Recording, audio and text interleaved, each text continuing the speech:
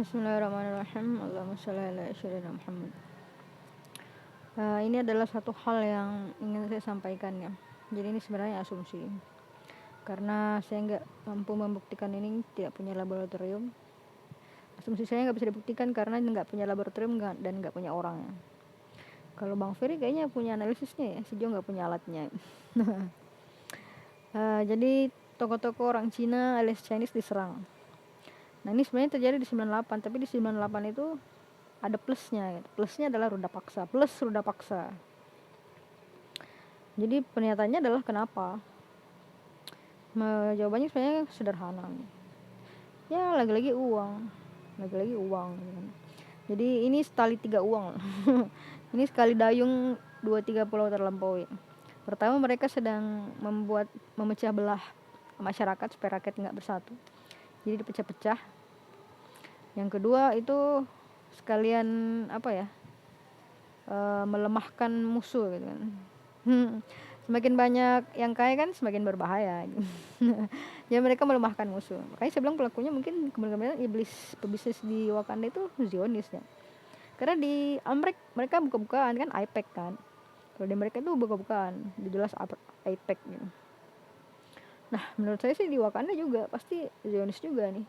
Apalagi yang dilakukan Mulyono kan memang mirip ya. Perilaku Zionis kan udah jelas. Toko-toko orang Cina. Jadi mereka melakukan ini untuk mempertahankan kekuasaan, jangan melemahkan lawan. Jadi sekali dayung 2-3 pulau terlampaui. Pulau pertama adalah memecah belah dan pulau kedua adalah melemahkan musuh-musuh dalam memiliki musuh untuk menguasai perekonomian.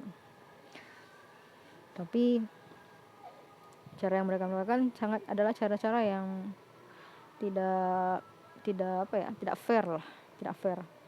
Kalau orang-orang Cina kan menggunakan kemampuan mereka lah. Mereka menggunakan kemampuan mereka memanajemen atau kemampuan mereka untuk melakukan perdagangan itu dengan cara yang fair ya, di negeri ini gitu. Kecuali yang dari luar ya, kalau yang dari luar ternyata ada yang bermasalah sebenarnya.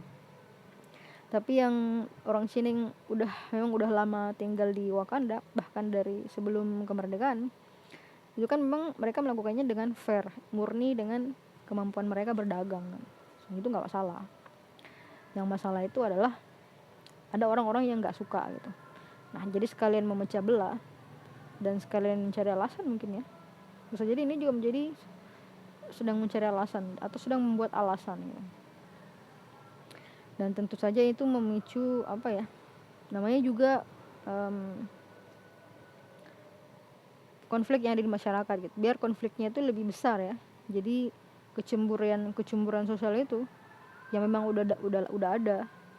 Nah itu dipicu kembali supaya memang tujuannya untuk rusuh gitu kan, supaya rusuh gitu.